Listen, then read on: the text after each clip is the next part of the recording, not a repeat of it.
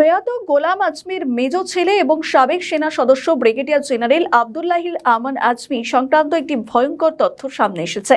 সামাজিক যোগাযোগ মাধ্যমে এবং বেশ কিছু সংবাদ মাধ্যমে উঠে এসেছে আয়নাঘর সংক্রান্ত ইস্যুতে বা অন্য কোনো কারণে তিনি 4 কোটি টাকা পেয়েছেন। 2024 সালের 5ই আগস্টের পর শেখ হাসিনার সারা জাগানো আয়নাঘর থেকে যেভাবে যুদ্ধ অপরাধীর দায়ে অভিযুক্ত এবং দণ্ডপ্রাপ্ত গোলাম আজমির পুত্র ব্রিগেডিয়ার আজমি বেরিয়ে এসেছিলেন, এমনকি ব্যারিস্টার আরমান বেরিয়ে আসেন।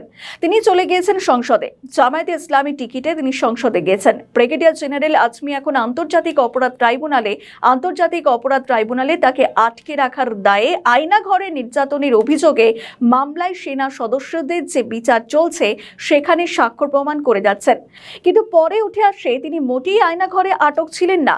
আমাদের নতুন পেজ সাবস্ক্রাইব করুন আরও বাংলাদেশের খবর পেতে। এদিকে তিনি দাবি করেন মৃতপ্রায় হয়ে পড়লে 21 ফুটের সেই কক্ষে এসি লাগানো হয়, আর সেই সময় কোন সেনা সদস্যরা ছিলেন সে রহস্য এখনো ভেদ হয়নি। আমান আজমি বলেছেন, সেনাবাহিনী শুধু যে তাকে 2 দফা পদোন্নতি দিয়েছে এই 2024-এর 5ই আগস্টের পর তাই নয়, তাকে 4 কোটি টাকা শুধুমাত্র তার আবেদনের ভিত্তিতে নাকি বাড়ি ভাড়া হিসেবে সেনাবাহিনী পরিশোধ করেছে। কিন্তু কেন সেনাবাহিনী গোলাম আজমির পুত্রের হাতে তুলে দিলেন? ব্রিগেডিয়ার আজমির সাক্ষ্য প্রমাণের ভিত্তিতে কেন সেনাবাহিনী তদন্ত করলো না? তার পরিপ্রেক্ষিতে এতগুলো টাকা কেন পরিশোধ করলো সেনাবাহিনী? এই প্রশ্নগুলো উঠে যাচ্ছে। শুধু তাই নয়, আন্তর্জাতিক অপরাধ ট্রাইব্যুনালে ব্রিগেডিয়ার আজমিকে জিজ্ঞাসাবাদের পরিপ্রেক্ষিতে 13 জনকে বিচারের মুখোমুখি করা হয়েছে। এর মধ্যে 13 জন সেনা কর্মকর্তা, পাশাপাশি আরও কয়েকজন সেনা কর্মকর্তা পালিয়ে গিয়েছিলেন। তাদেরকেই বা কেন বিচারের মুখোমুখি করা গেল না? তাহলে কি জেনারেল ওয়াকারুজ্জামান বেছে বেছে কাকে শাস্তি দেবেন সেটা ঠিক করেছিলেন? যদি এখনো পর্যন্ত ব্রিগেডিয়ার জেনারেল আজমিকে ক্ষতিপূরণ দেয়, সেক্ষেত্রে কেন সেনাবাহিনী এখনো পর্যন্ত ধরতে পারল না কারা কারা এর সঙ্গে জড়িত রয়েছে? 2024 সালের 5ই আগস্টের পর যে বারবার আয়নাঘর বলা হচ্ছিল, কিন্তু এখন বোঝা যাচ্ছে এই আয়নাঘর হচ্ছে সেনা সদর দপ্তরে অবস্থিত জয়েন্ট ইন্টারোগেশন সেন্টার।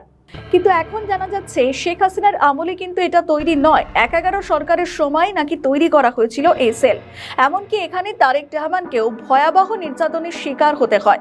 এমনকি সেখানে তার মেরুদণ্ডের হাড় এবং কোমরের হাড় ভেঙে দেওয়া হয়েছিল। বহু বছর ধরে তাকে বিদেশে থেকে চিকিৎসাও করাতে হয় এই কারণে। এখন প্রশ্ন, শেখ হাসিনার আমলে সেই সেল তৈরি না হয়, তবে সেনা সদরের দপ্তরে এই ধরনের ঘটনা দিনের পর দিন যে কেন চলছিল তার উত্তর কেন দেবে না সেনাবাহিনী? কেনই বা দেবেন না সেনাপ্রধান জেনারেল ওয়াকারুজ্জামান? এমন নানা প্রশ্ন উঠে আসছে। উল্টে সেনাবাহিনী টাকা দিয়ে দায় সারার চেষ্টা করছেন। এর জেরে কি আদৌ আয়নাঘরের তত্ত্ব খারিজ হলো? প্রশ্নটা কিন্তু রয়েই গেল। আমাদের ভিডিও ভালো লাগলে লাইক ও শেয়ার করুন, কমেন্ট সেকশনে আপনাদের মতামত জানান। আরও ভিডিও পেতে আমাদের চ্যানেলটিকে সাবস্ক্রাইব করুন এবং প্রতি মুহূর্তে খবরের আপডেট পেতে প্রেস করুন বেল আইকন।